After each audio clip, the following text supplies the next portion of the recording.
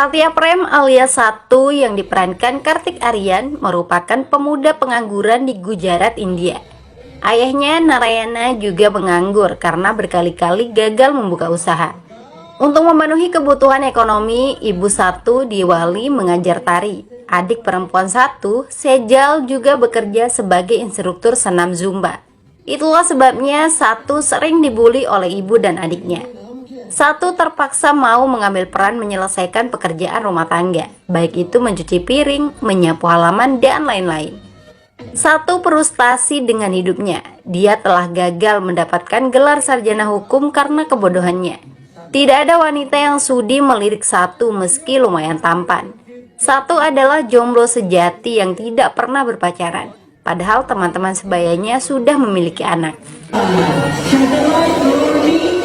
Di kota tempat tinggal Satu sedang ada perayaan festival keagamaan Navratri. Seorang penyanyi tampil menghibur masyarakat. Dialah Kata Kapadia yang diperankan Kiara Advani.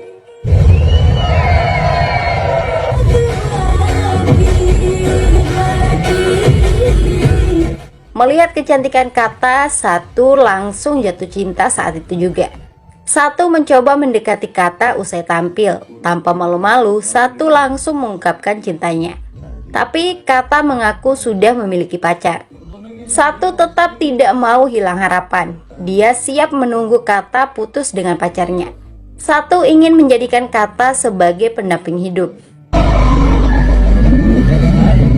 Obrolan itu terhenti setelah pacar Kata datang menjemput. Namanya Patak Manik yang menggunakan mobil mewah. Sebagai pria miskin, Satu hanya bisa melongo melihat gadis yang dicintai bersama orang lain. Setahun telah berlalu. Kehidupan Satu masih seperti yang dulu. Satu juga tetap jomblo. Satu telah memberitahu ayahnya tentang Kata yang diketahui putri pengusaha kaya raya bernama Hari Krisan. Satu dan ayahnya Narayana terbiasa membeli makanan di toko milik Krisan. Gosip penting didapatkan Narayana dari salah seorang pegawai bahwa putri Krisan yang bernama Kata telah putus dengan pacarnya. Narayana memberitahu Satu kabar gembira itu. Kesempatan emas bagi Satu untuk mendekati Kata lagi. Satu dan ayahnya pergi ke acara perayaan tahunan Navratri di malam hari. Tentu saja tujuannya bisa melihat Kata bernyanyi. Sial bagi Satu yang tak pernah mujur. Kata tidak tampil di acara tersebut. Informasi yang didapatkan dari Krisan yang ada di sana, Kata sedang kurang sehat. Saat itu juga Narayana menyarankan Satu untuk melihat kondisi Kata. Satu pergi ke kawasan elit tempat rumah Kata. Rumah itu sangat luas dan besar. Sayangnya Satu tidak diizinkan masuk oleh satpam. Satu terpaksa masuk dengan memanjat tembok. Kata terlihat sedang berdiri di balkon rumahnya yang bak istana. Kedatangan Satu sama sekali tidak dihiraukan. Ketika Kata berbalik menghadap Satu, wajahnya terlihat sendu dan mata berbinar. Lalu tiba-tiba tubuh Kata jatuh lunglai ke pelukan Satu. Ternyata Kata baru saja selesai memotong urat nadinya untuk bunuh diri. Satu bergerak cepat membawa Kata ke rumah sakit. Syukurlah nyawa Kata masih bisa diselamatkan karena ditangani dokter tepat waktu. Bukannya mendapat ucapan terima kasih, Satu justru dihadiahi omelan oleh Kata. Satu disalahkan karena menggagalkan upaya Kata untuk bunuh diri. "Kenapa kamu mau mati?" tanya Satu. Pertanyaan itu tidak mau dijawab oleh Kata. Orang tua dan adik Kata juga sudah datang. Ayah Kata, Hari Krisan, menanyakan hubungan Satu dan Kata. Bagaimana bisa Satu menyelamatkan Kata? Satu memberikan jawaban jujur. "Saya menyukai Kata. Setelah saya tahu dia jomblo, saya datang menemuinya untuk mengungkapkan perasaan saya. Tapi kenapa Kata mau bunuh diri?" ujar Satu. Krisan cukup kaget mendengar kejujuran Satu. Krisan menyebut alasan Kata bunuh diri kemungkinan karena patah hati. Dia putus cinta, karirnya dalam bernyanyi juga tidak ada kemajuan, ungkap Krisan. Ucapan Krisan tidak sepenuhnya benar, ada rahasia besar yang disembunyikan dari Satu. Hal itu terlihat dari sikap Krisan yang sangat kecewa pada putrinya. Ibu Kata meminta suaminya untuk mencari solusi terbaik dengan menikahkan Kata. Masalahnya, Krisan sudah berbicara dengan 6 keluarga, tapi tidak ada yang memberikan jawaban. Seluruh dunia tahu tentang hubungan antara Kata dan bocah itu, ucap Krisan. Besoknya, Satu datang lagi ke rumah Kata membawa bunga. Orang tua Kata sama sekali tidak mempersoalkan cinta Satu. Sikap Kata masih saja cuek dan dingin, lebih dingin dari es krim yang belum meleleh. Cinta bertepuk sebelah tangan tidak membuat Satu sedih. Dia menyadari siapa dirinya. Satu hanya bisa bermimpi makan romantis dan naik perahu bersama Kata. Satu masih tidur mendengkur memimpikan Kata di pagi hari. Orang tua Kata tiba-tiba datang. Sampai-sampai Satu juga menganggap itu hanya mimpi. Hal yang lebih mengejutkan, tujuan kedatangan orang tua Kata untuk menawarkan putri mereka menjadi istri Satu. Betapa bahagianya Satu mendengar itu. Pertanyaannya, bagaimana mungkin dirinya yang miskin dan pengangguran dipilih menjadi suami Kata? Hari Krisan memberikan jawaban meyakinkan. Kamu sudah menyelamatkan nyawa Kata. Kamu juga mencintainya. Itu sudah cukup. Saya tidak permasalahkan kamu pengangguran. Saya punya toko terbesar di kota ini yang bisa kamu bantu kelola, ucap Krisan. Satu dan keluarganya seperti menerima rezeki nomplok di hari itu.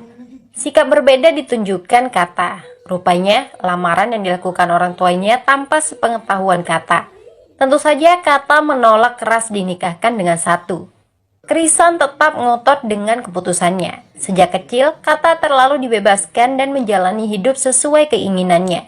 Tapi hasilnya mengecewakan. Krisan mengancam akan bunuh diri jika Kata menolak menikah. Kata tidak bisa berbuat apa-apa kecuali setuju. Pertemuan kedua keluarga untuk membicarakan pernikahan pun berlangsung.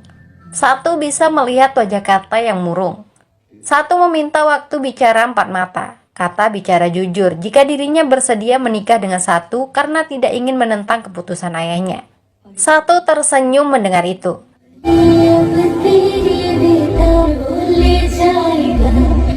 Acara pernikahan Satya Prem alias Satu dan Kata dilangsungkan dengan meriah. Satu benar-benar bahagia terbang melayang di atas awan. Senyuman Satu selalu merekah. Perbedaan kontras terlihat jelas di wajah Kata yang tanpa senyuman.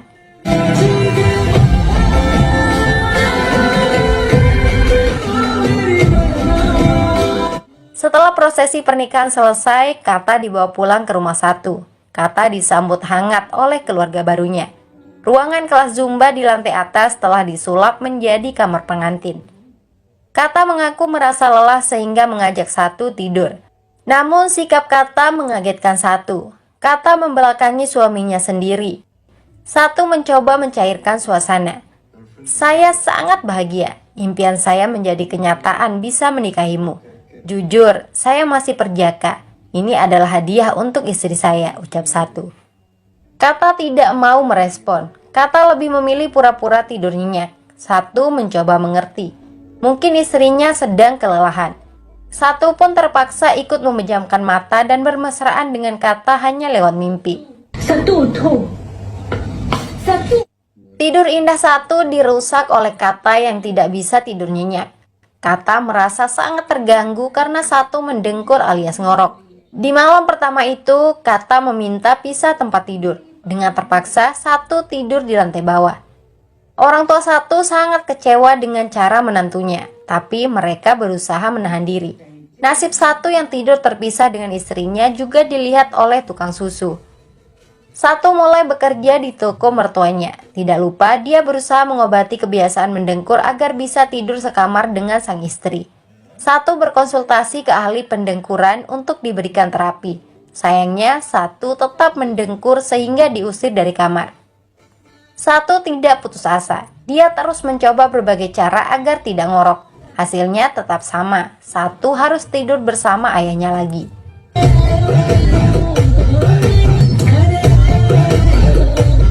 Situasi itu terus berlangsung hingga hampir 1 bulan. Kata sama sekali tidak menghargai usaha suaminya. Parahnya lagi, Kata melarang Satu berada di dekatnya karena bau mulut setelah mengkonsumsi bawang. Padahal Satu sangat mendambakan bisa tidur bersama istrinya. "Kenapa kamu sangat ingin tidur bersama saya?" tanya Kata. Satu tersentak kaget mendengar pertanyaan seperti itu dari istrinya sendiri. Satu memberanikan diri menanyakan apa alasan Kata sebenarnya sehingga tidak mau tidur bersama. Jika masalahnya mendengkur, orang lain juga mengalami hal yang sama. Kata mengaku alasan sebenarnya karena mengidap aseksual, yang artinya Kata sama sekali tidak memiliki gairah berhubungan intim. "Itu pula sebabnya saya ditinggalkan oleh pacar saya. Jika kamu mau, kamu juga bisa meninggalkan saya," ucap Kata sedih. Satu seperti percaya dan tidak percaya dengan penjelasan istrinya. Kesedihan di wajah Kata membuat Satu terpaksa mengalah lagi. Dia keluar kamar dan merenungi nasib malangnya. Hal yang tidak diketahui Satu, Kata juga sangat tersiksa dengan sikapnya sendiri. Kata hanya bisa menangis memendam penderitaan batinnya seorang diri, karena ternyata Kata berbohong kepada Satu. Fakta sebenarnya, Kata sudah tidak perawan lagi karena telah direnggut oleh mantan pacarnya Tapan Manik. Kata bahkan pernah hamil dan memilih menggugurkan kandungannya. Itulah alasan utama Kata sempat ingin bunuh diri. Kata hanya bisa menangis jika mengingat semua itu. Keesokan harinya, Satu stres dengan masalah rumah tangga yang dialami. Satu marah-marah dengan konsumen toko yang banyak omong. Satu semakin dibuat kesal mendengar dirinya dianggap hanya pegawai baru oleh Hari Krisan. Satu merasa telah dibohongi dan ditipu. Seharusnya Krisan memberitahu sejak awal jika Kata seorang aseksual. Meski Satu memiliki cinta yang besar untuk Kata, tapi Satu juga butuh dipenuhi haknya sebagai suami. Krisan memastikan Kata telah berbohong tidak memiliki hasrat. Sebagai ayah, Krisan sangat mengetahui putrinya. Itu hanya alasan Kata saja agar tidak diajak berhubungan. Jika seseorang pernah ingin bunuh diri, itu artinya dia memiliki beban mental yang tidak bisa dibayangkan siapapun. Sebagai suami, seharusnya kamu menghiburnya. Sedikit demi sedikit semuanya pasti akan baik-baik saja, ucap Krisan. Nasihat itu ada benarnya juga. Satu berusaha mengerti. Dia pulang dengan wajah ceria. Sekuntum bunga diberikan untuk istrinya sebagai tanda pernikahan mereka telah berusia sebulan. Senyum mereka terlihat di wajah cantik Kata. Begitu pula dengan Satu, meski sebenarnya hati Satu tersiksa. Satu menawarkan diri bisa dianggap sebagai teman oleh istrinya. Kata pun setuju. Mereka pergi ke acara pesta ulang tahun Diraj yang merupakan calon adik ipar Kata. Masalahnya mantan pacar Kata, Tapan Malik, juga akan segera datang karena bersahabat dengan Diraj. Mendengar nama Tapan, raut wajah Kata panik. Satu mengajak Kata pergi dari pesta. Mereka makan di tempat lain. Inilah pertama kali Satu makan romantis bersama istrinya. Satu terlihat sedih dan haru karena apa yang terjadi saat ini persis seperti dalam mimpinya. Kata tersenyum mendengar itu. Satu lagi-lagi meminta agar Kata berkenan mewujudkan mimpinya yang lain, yaitu naik perahu di danau. Kata pun mengabulkan itu.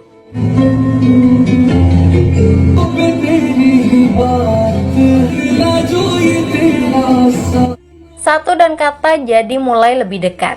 Meski belum berhubungan suami istri, setidaknya Satu diperlakukan sebagai suami. Satu merasa sudah cukup bahagia. Kata juga merasa nyaman berada di dekat suaminya. Mereka semakin dekat dan lebih sering bersama. Untuk pertama kalinya, Kata mengajak Satu tidur bersama. Sungguh Satu maupun Kata merasa canggung meski lebih dari sebulan telah menikah. Situasi yang terjadi mungkin seperti malam pertama sepasang pengantin. Di malam itu, Kata meminta maaf karena berbohong tidak memiliki hasrat. Satu tersenyum mendengarnya.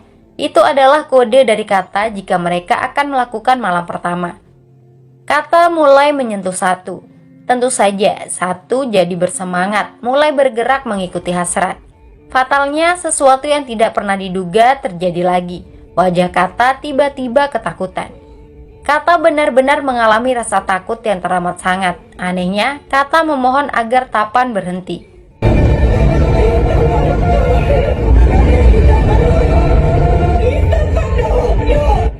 Ya, Kata justru menyebut nama mantan pacarnya. Apa yang terjadi membuat hati Satu perih dan bingung. Satu berusaha menyadarkan Kata yang pikirannya entah di mana. Setelah sadar, Kata berlari menangis mengunci diri di kamar mandi. Kata tidak mau membuka pintu sambil menahan suara tangisnya. Satu bingung harus berbuat apa. Kata yang berjuang menahan tangisnya tidak mau merespon. Satu tidak ingin mengganggu istrinya. Satu memilih turun ke lantai bawah dengan sejuta pertanyaan di kepala. Ayah Satu, Narayana, tidak sanggup lagi melihat anaknya menahan penderitaan. Selama ini Narayana sudah berusaha diam menahan diri, tapi sikap Kata yang sangat keterlaluan tidak berubah juga. Saya harus bicara dengan Kata.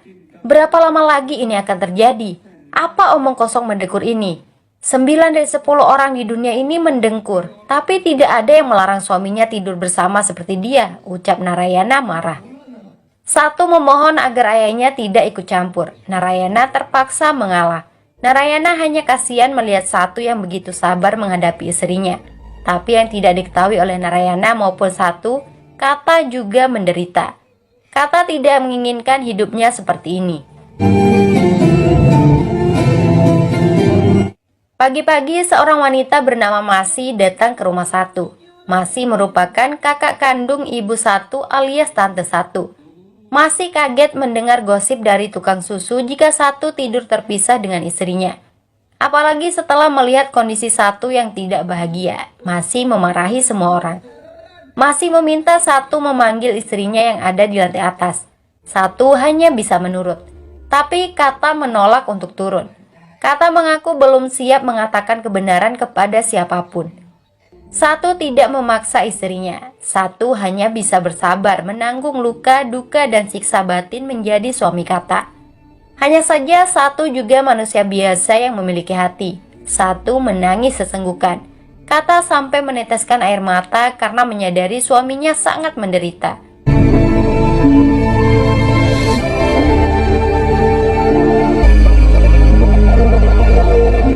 Satu berusaha tegar, dia menghapus air matanya dan pergi dari rumah. Satu bergegas menemui orang tua Kata untuk mengetahui apa yang sebenarnya telah terjadi. Kenapa Kata mencoba bunuh diri? Tanya Satu kepada mertuanya. Hari Krisan tidak bisa berkelit lagi. Akhirnya, Krisan memberitahu kebenaran tentang Kata yang pernah dihamili oleh mantan pacarnya. Hati Satu semakin terluka mengetahui istrinya telah diperkaos oleh Tapan. Sementara di rumah, Kata merasa sangat bersalah kepada Satu. Kata memberanikan diri turun menemui tante Satu. Saat itu juga, Kata langsung dimarahi. Kata dinilai sangat keterlaluan mempermasalahkan suaminya yang tidur mendengkur. Dengan terbata-bata, Kata berbicara jujur tentang alasannya tidak mau tidur bersama Satu. Kata mengungkapkan masa lalunya yang telah diperkaos oleh pacarnya sendiri. Sejak peristiwa itu, Kata merasa takut untuk tidur dengan pria manapun. Bahkan saya merasa takut untuk makan dan minum di dekat mereka, ucap Kata menangis. Pengakuan itu benar-benar tidak mudah bisa diungkapkan. Tapi setelah melakukannya, Kata merasa setengah beban batinnya berkurang. Dada Kata terasa lebih plong setelah sekian lama tersiksa memendam masa lalunya.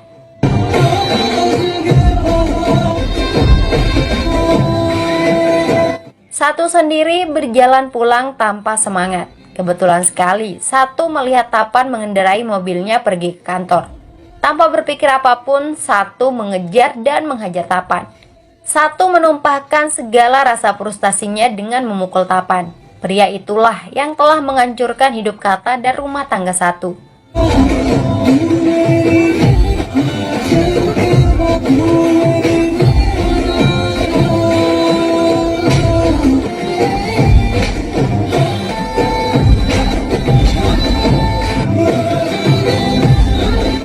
Setelah puas menghajar Tapan, Satu diamankan ke kantor polisi. Narayana datang membebaskan Satu.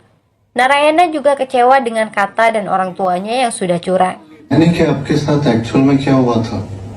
Satu mencoba membicarakan masalah kasus pemerkosaan itu dengan Kata secara langsung. Kata juga sudah bisa diajak bicara tentang masa lalunya. Kata mengaku dipaksa oleh Tapan melakukan hubungan intim itu.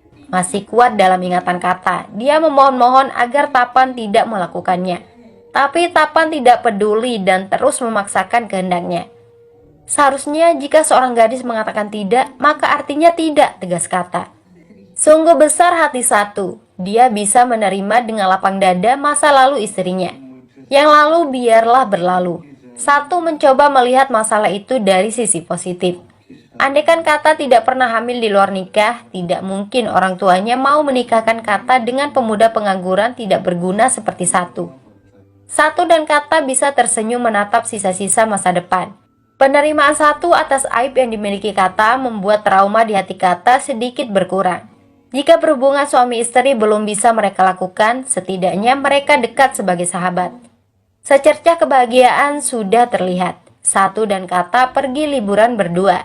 Pesona Kata yang sudah lama terkubur mulai bangkit lagi berkat suaminya yang berhati emas.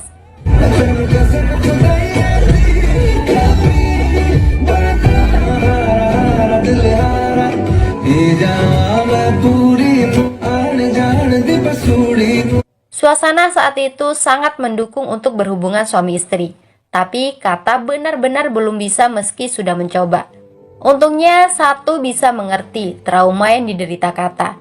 Kesabaran Satu membuat Kata merasa sangat bersalah. Kata berpikir untuk mengakhiri saja rumah tangga mereka. Hal yang dikhawatirkan Kata, traumanya tidak akan pernah bisa sembuh. Kata tidak sanggup jika harus terus membuat Satu kecewa. Satu menatap dalam wajah istrinya. Satu berjanji tidak akan pernah menuntut haknya sebagai suami. Bisa memegang tangan Kata saja sudah cukup bagi Satu. Satu tidak akan meminta lebih. Sikap yang ditunjukkan Satu hanya untuk mempertahankan mahligai rumah tangganya. Hingga kembali ke rumah, Satu terus berpikir cara mengobati trauma istrinya. Ibu Satu, Diwali, sangat kasihan melihat anaknya merenung seorang diri di malam hari. Hati ibu mana yang tidak perih melihat nasib anaknya seperti Satu. Hati Diwali getir menyaksikan sendiri perjuangan dan pengorbanan Satu untuk istrinya. Diwali begitu bangga dengan kesabaran Satu.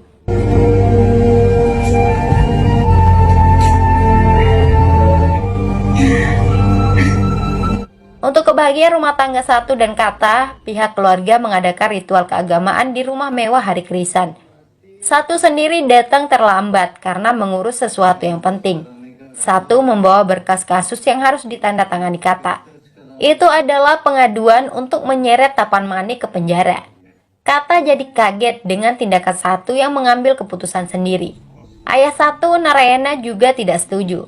Jika kasus pemerkosaan dibawa ke jalur hukum, itu akan menjadi aib di tengah masyarakat. Tapi Satu tetap ngotot. Tapan Manik harus dihukum karena telah menyengsarakan hidup Kata. Ayah dan anak itu justru bertengkar. Kata tidak bersedia tanda tangan. Dia tidak ingin berurusan dengan Tapan lagi. Saya memang telah menyelamatkan hidupmu, tapi jika kamu benar-benar ingin hidup, kamu harus menyelamatkan hidupmu sendiri, ucap Satu. Melihat ketakutan Kata, Satu tidak ingin memaksa. Syukurnya kali ini sikap mengalah Satu membuatnya menang. Kata menyadari tidak seharusnya dia menjalani hidup dengan trauma. Orang yang benar-benar bersalah hidup bahagia, sedangkan hidup saya seperti ini, ujar Kata. Akhirnya Kata bersedia menghukum mantan pacarnya. Mungkin itu bisa menjadi jalan untuk menyembuhkan trauma Kata. Saat itu juga Kata memberikan tanda tangannya. Sepanjang hidupnya, Kata memang telah mengambil banyak keputusan salah. Tapi satu keputusan yang benar dia ambil, yaitu setuju menikah dengan Satu. Kata sangat beruntung memiliki suami hebat seperti Satu. Atas kasus hukum yang diajukan Kata, Tapan Manik ditangkap polisi. Tapan diseret untuk diadili di pengadilan. Memiliki suami seperti Satu dalam hidupnya, Kata akan sanggup menghadapi apapun, apalagi sekedar sang mantan. Film berakhir cukup bahagia. Kehidupan Satu bersama istri dan keluarganya aman sentosa. Sudah dulu ya, sampai jumpa.